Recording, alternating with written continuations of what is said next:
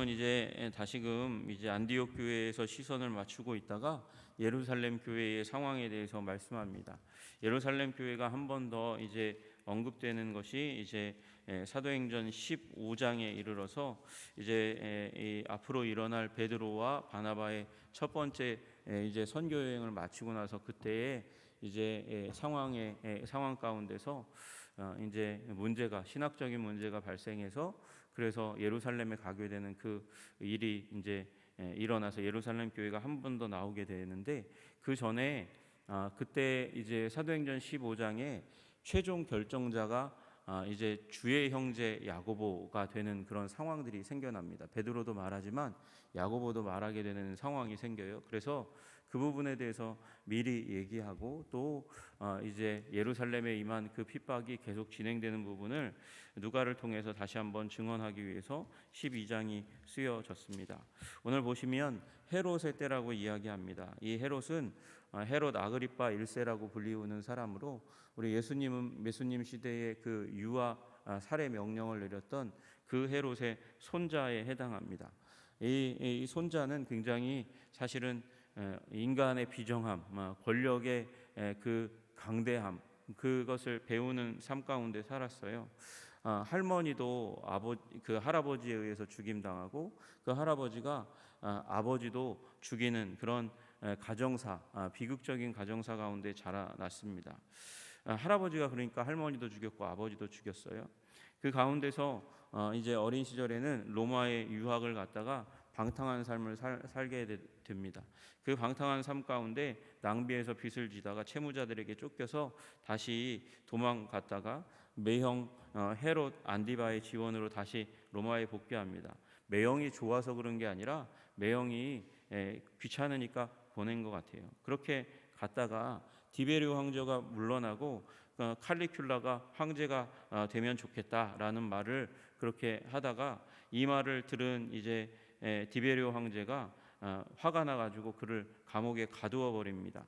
근데 감옥에 갇혀 있는 그 상황 가운데서 디베리오 황제가 죽었어요. 죽고 누가 황제가 되냐면 악명 높은 로마의 황제 자니나기로 그리고 굉장히 이 자기 즉흥적으로 행동하는 황제인 칼리큘라 황제가 즉위하게 되면서 이 헤롯이 빛을 보게 됩니다. 헤롯 빌립이라는 그 왕의 영토에 그 동일한 헤롯 왕가의 사람이죠. 삼촌의 그 영토의 왕이 되게 됩니다. 그리고 왕이 되었다는 것은 분봉왕보다 조금 더 높은 칼리큘라의 그 관계 때문에 분봉왕보다 높은 왕의 칭위를 받고 이렇게 왔어요. 와가지고 있는데 누나 헤로디아와 그리고 헤롯 안디바도 분봉왕에서 왕의 칭호를 받고자 하는 마음이 생기게 됐잖아요. 그래가지고 이제 로마로 떠나게 됩니다. 그 로마로 떠나는 과정. 그러니까 지금 누나이자 삼촌이 지금 분봉왕에서 왕의 자위를 받고자 그렇게 로마 황제에게 갔는데 사람을 보내가지고 이 분봉왕 왕위에 쫓겨나도록 그렇게 만들고 모함해가지고요 쫓겨나게 만들고 그들의 땅마저도 자기 것으로 그렇게 삼는 그런 일들이 일어나게 됩니다. 그러니까 이 사람은요 자기 이제 비극적인 가정사 가운데서 삼촌 누나 필요 없다 권력이 최고다 이걸 배워온 사람이에요. 그래서 쫓아내고 그 영토의 왕이 된 거고요. 그가 이제 사망하는 해가 AD 44년경이니까 요 12장 후반부에 이 헤롯 이제 아그리빠가 사망하는 사건이 18절부터 해서 나오게 되는데 이게 그러니까 AD 44년 전 그 부근에 일어나게 되는 일이죠. 여러분 잔인하고 그리고 또 이 사람이 가지고 있었던 이 정책 중에 하나가 뭐냐면 헤롯 일가가 대중 일반들에게 굉장히 미움을 많이 받았으니까 그러니까 이제 그 헤롯 왕가 중에서 자기는 그래도 인기를 좀 구하는 정책을 펴야 되겠다. 그러니까 소위 얘기하는 이 포퓰리즘의 선두주자인 거죠. 그래서 사람들의 환심을 사기 위해서 특별한 노력을 벌였는데 그 중에 하나 얻어 걸린 게 뭐냐면 이제 교회를 핍박하는 거였단 말입니다. 그래서 요한의 형제 야고보, 사도 야고보를 잡아다가 칼로 죽이는 일이 일어나게 되었습니다. 그런데 칼로 죽였더니 그리고 교회 중에서 몇 사람을 헤아려 해서 그래서 그 거물인 초대교회의 거물인 야고보를 죽이니까 유대인 사두개인과 바리새인들이 기뻐하는 일이 일어나게 되는 것을 보고 그래서 교회의 지도자들 가운데 몇을 잡아다가 또 죽이려고 하는 그런 마음을 품게 되었습니다. 그 중에 이제 잡힌 것이 바로 베드로입니다. 베드로가 잡혔는데 그 잡힌 것이 무교절, 유월절 그 기간 전이니까 이제 유월절이 끝나고 그 다음에 죽여야 되겠다. 그러고 감옥에 가두어 두었습니다. 그리고 이제 다음 날이면 이제 끌려 나가서 죽임 당하게 될 그 날에 베드로가 옥에 갇혀 있는데 교회가 당연히 베드로의 구원을 위해서 기도했겠죠. 간절히 기도했다 이렇게 이야기하고 있습니다. 6월절 기간이니까 특별히 사람들이 명절 기간이니까 기도할 시간들이 굉장히 많이 있었고 이제 끝나가는 상황 가운데 있습니다. 어떻게 보면 이제 해가 뜨면 이제 베드로가 잡혀서 죽게 될지도 모르는 그 상황 가운데 있었고요.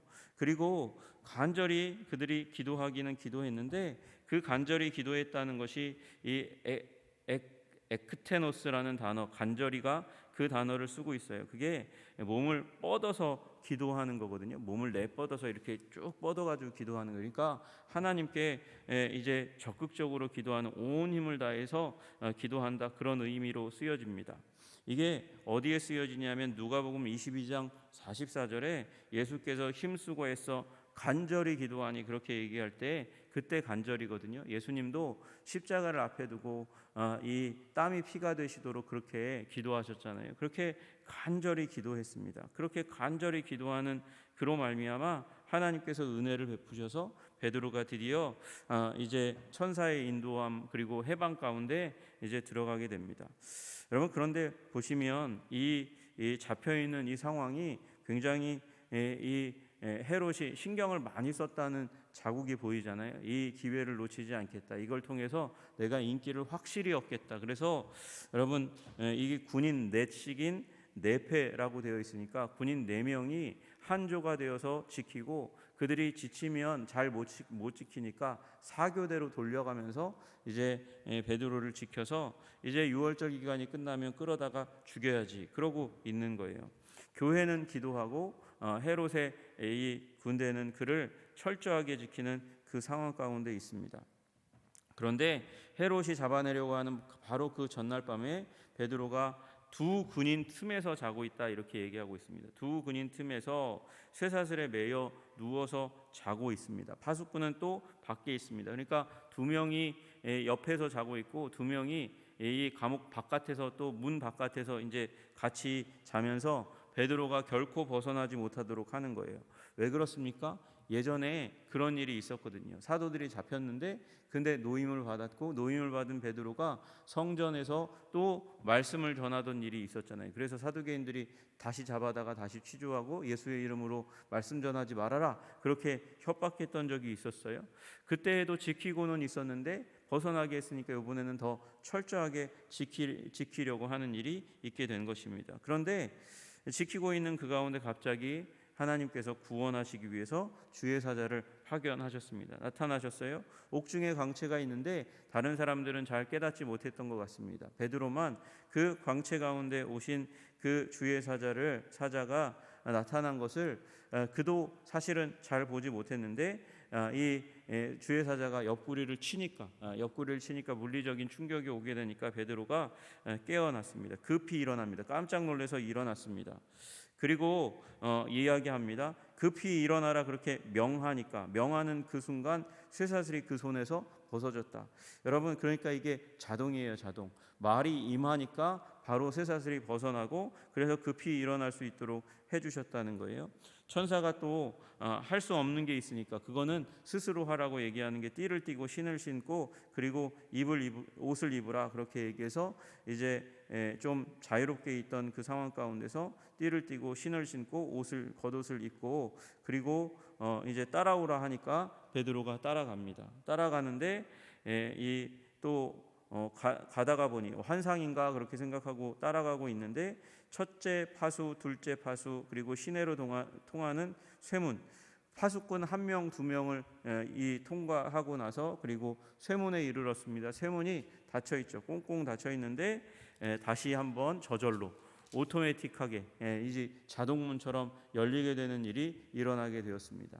그리고 나서도 아직까지 베드로는요, 이게 실제인지 환상인지 잘 모르는 거예요. 그래서 한 거리, 그러니까 우리도 거리 하나가 있잖아요. 그 한 블럭 한 블럭 있는데 그 거리 하나를 천사가 같이 대동하고 가더니 천사가 곧 슥 하고 사라졌습니다.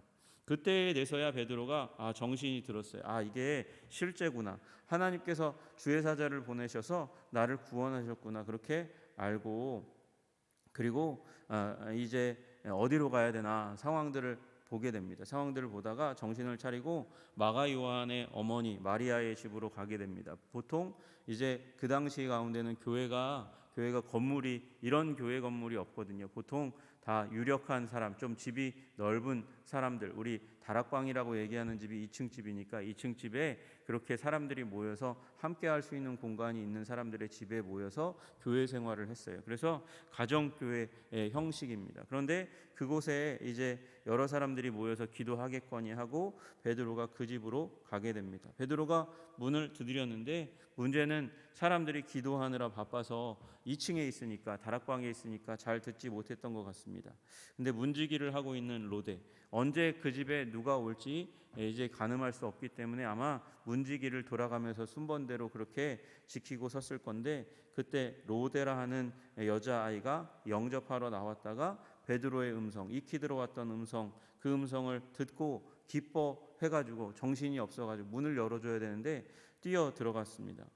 그래서 베드로가 대문 밖에 섰다고 하니까 사람들이 하는 말이 미쳤네, 정신이 나갔네. 그렇게 기도에 열심을 내고 베드로가 구원받기를 위해서 기도했더니 그걸 이제 헛소리까지 듣는다고 그렇게 이야기하는 거예요. 미쳤다고 이야기하는 거예요. 그러나 이 여자아이는, 로데라 하는 아이는 아마 청소년쯤 됐을 거예요. 힘써 말하되 참말이야, 진짜예요, 그렇게 이야기합니다. 그러면 그의 천사라.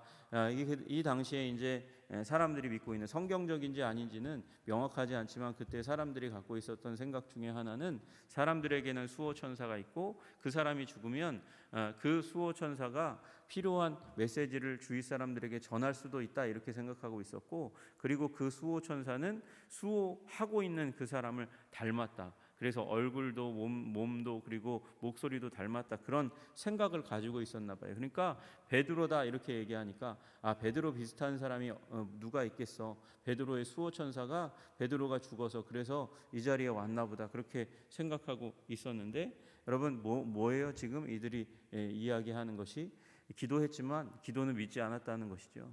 그래서 이 쫓아나가서 문을 열어보니까 거기에 베드로가 있고 사람들이 다 깜짝 놀라게 되었다, 이렇게 말씀하십니다. 여러분, 그리고 나서 베드로가 그들에게 손짓합니다. 조용하게 합니다. 왜 조용하게 했습니까? 지금 로마의 군병들이 헤롯의 군병들이 언제 자기를 쫓아올지 알지 못하는 상황 가운데 있으니까 조용히 시키고, 그리고 조치를 취합니다. 주께서 자기를 이끌어 옥에서 나오게 하시던 일을 말하고, 또 야고보와 형제들에게 이 말을 전하라 하고 나서 자기는 다른 곳으로 간다는 거예요. 그러니까 자기가 구원받은 스토리를 교회 지도자를 만날 시간도 없는 그런 급박한 상황 가운데 있는 겁니다. 그래서 그들에게 전하라 하고 자기는 다른 곳으로 떠나가는 일이 있게 되었습니다. 이로 말미암아서 이제 사도 야고보는 처음에 이제 12장 2절에 죽임 당하고, 이제 베드로는 이 일로 말미암아 떠나고, 그리고 주의 형제 야고보가 교회의 지도자가 되는 일이 일어나게 되었다. 요 스토리를 이야기하고 있습니다. 여러분, 여기에서 우리가 깨달아 알 것은 하나님이 필요하시면 우리의 삶에 구원을 베푸신다는 사실을 기억하시기를 주님의 이름으로 축복합니다.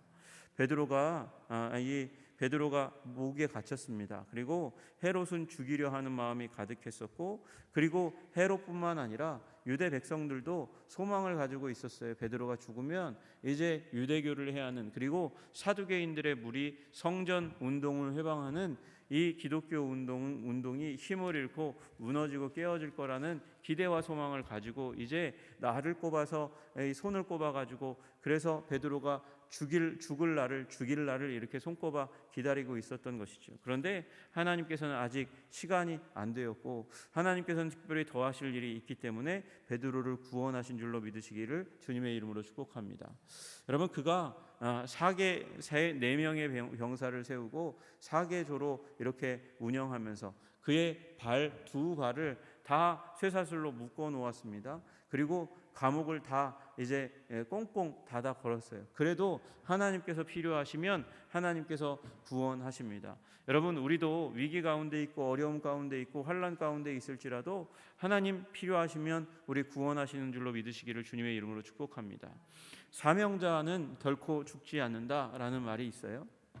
여러분, 우리가 이 땅 가운데 남아있는 이유는 하나님이 우리에게 사명을 아직까지 두고 계시기 때문인 줄로 믿습니다.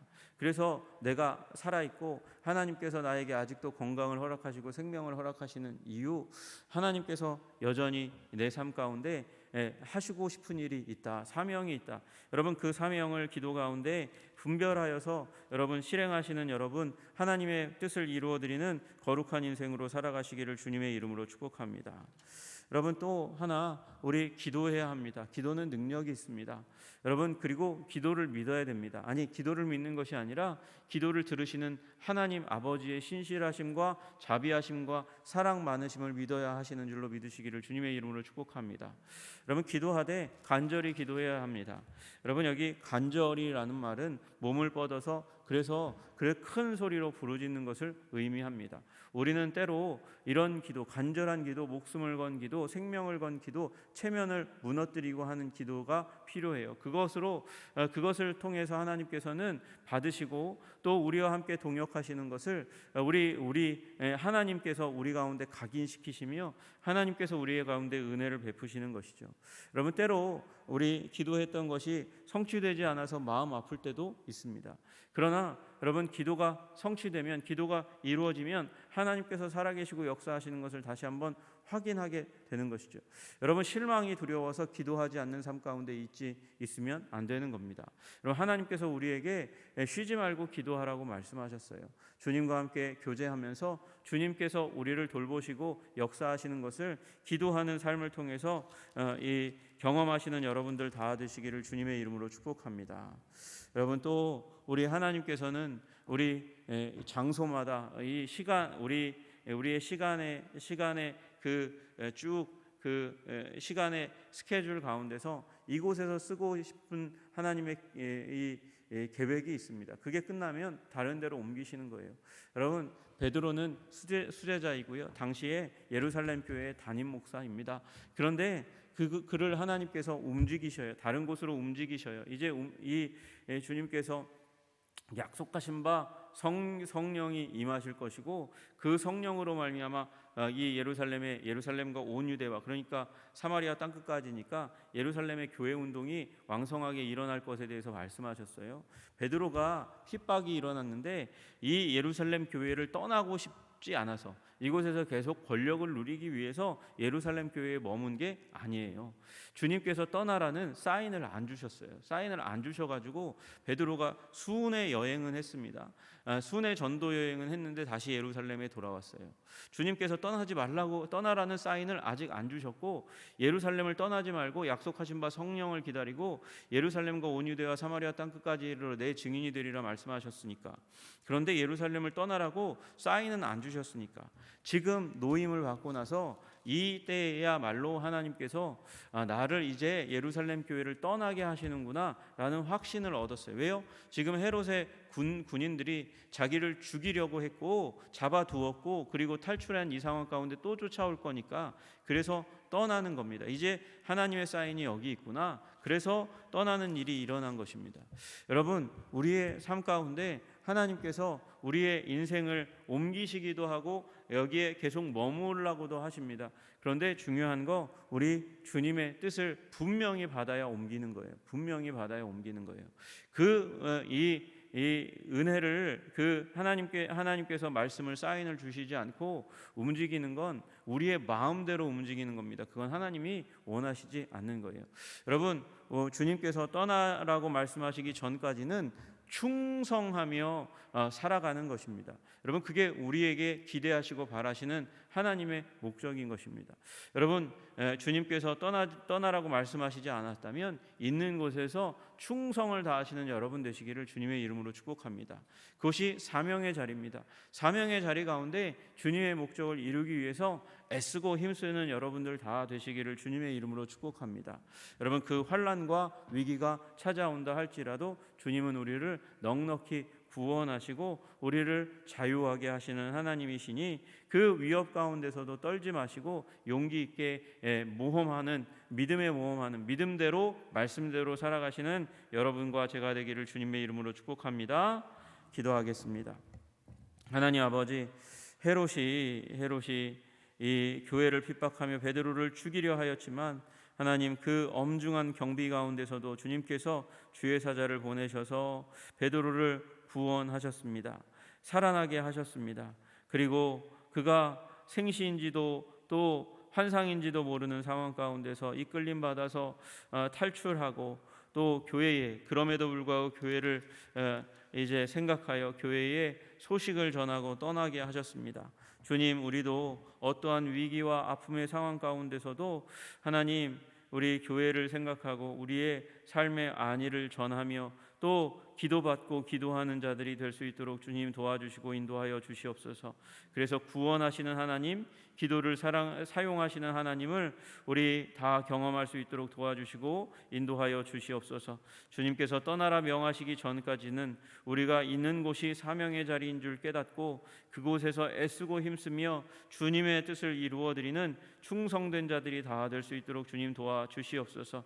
하나님, 죽음의 위협이 있다 할지라도 하나님, 충성하는 것에 관심을 더 쏟고 주님 뜻을 이루어드리기를 원할 때에 우리를 구원하시는 구원의 하나님을 경험하게 하실 줄로 믿고 감사하며 오늘의 삶을 맡겨드립니다. 주님 도와주시옵소서. 예수 그리스도 이름 받들어 기도드리옵나이다. 아멘.